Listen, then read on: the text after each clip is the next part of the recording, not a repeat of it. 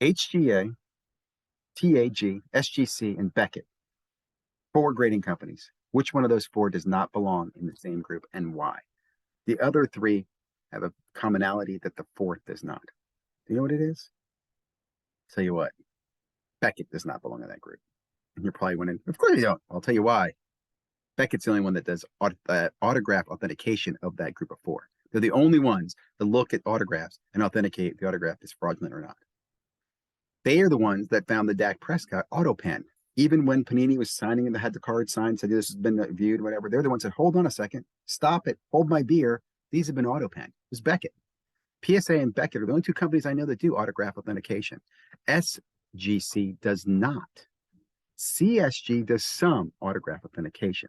It's some, and they're cautious about what they do and don't touch.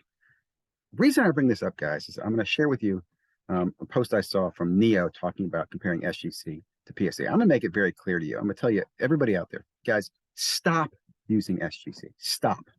Okay?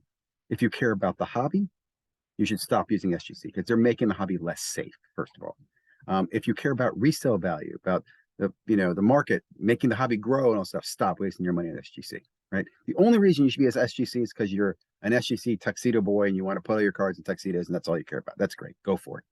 And that's the whole collect what you love thing. But let's focus a few things.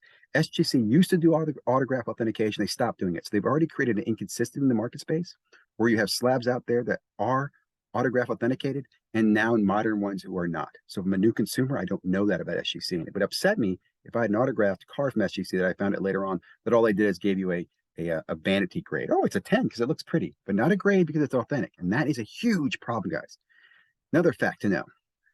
Why is nothing changing there? SGC's had 3 years, right? They came out in 2020 and told them to send their cards. For 3 years, they've been, scaling and growing. They went from 8 people when Peter went on to YouTube and said, send us your cards. 8 people.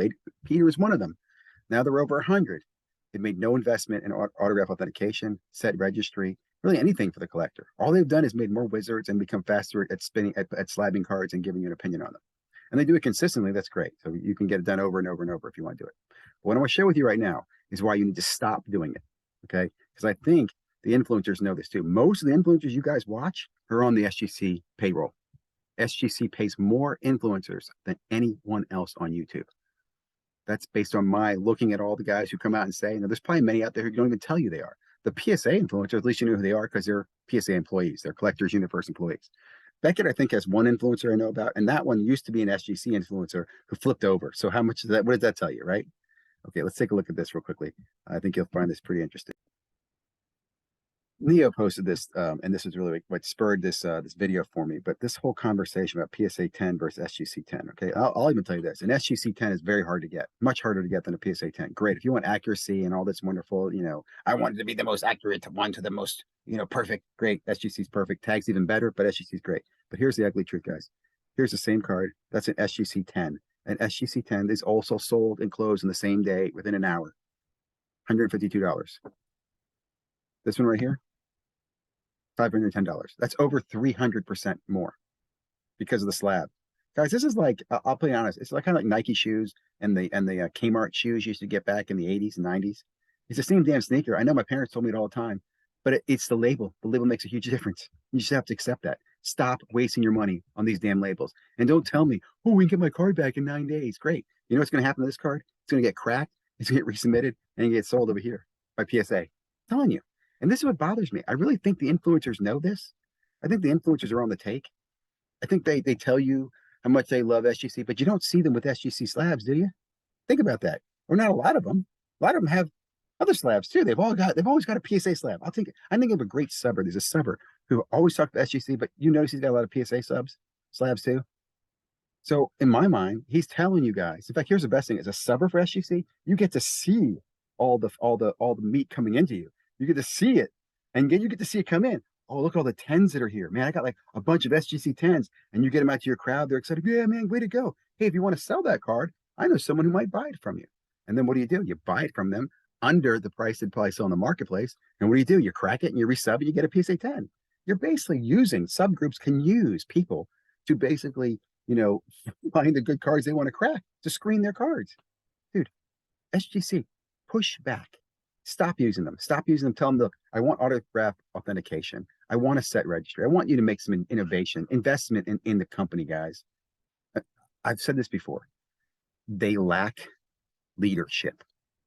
I'm proud of you, Peter. You're a young man. I'm just thinking to myself, when you're in your executive meetings and you're talking about your growth and where SGC is going, and something as important as autograph authentication, if you want to be not in the group with the HGAs and the non-autograph autograph authenticators, is no one in the room going, hey guys, we should think about the future? I don't get it. And I think what bothers me, and again, do what you want to do. You're probably grown as a company. You're probably giving some returns, people making profits.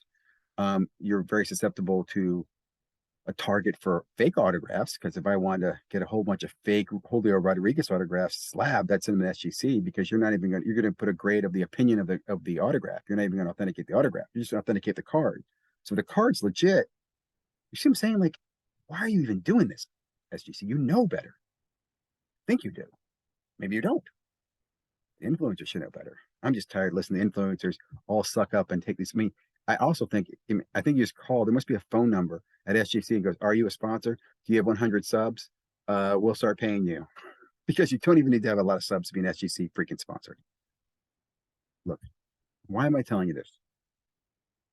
I don't know. Because I'm going to buy cards that are 10s like that and crack them. I really will. That's what I love that.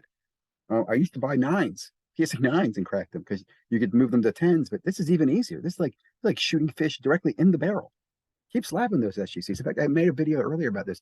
Everybody rushing their Series 1 to SGC, you're just pre-screening for me. You're pre-screening your slabs so I can crack them for PSA. Like, comment, subscribe. I'd love to hear your feedback. Let me just quickly say something, guys. I'm not pro PSA, right? I'd like to see Beckett stand up. I'd like to see SGA actually step up and become a real grading authentication company. I have big hopes that Tag might someday do that. They're further down the road, but at least they know what they don't know. What the hell is SGC's excuse?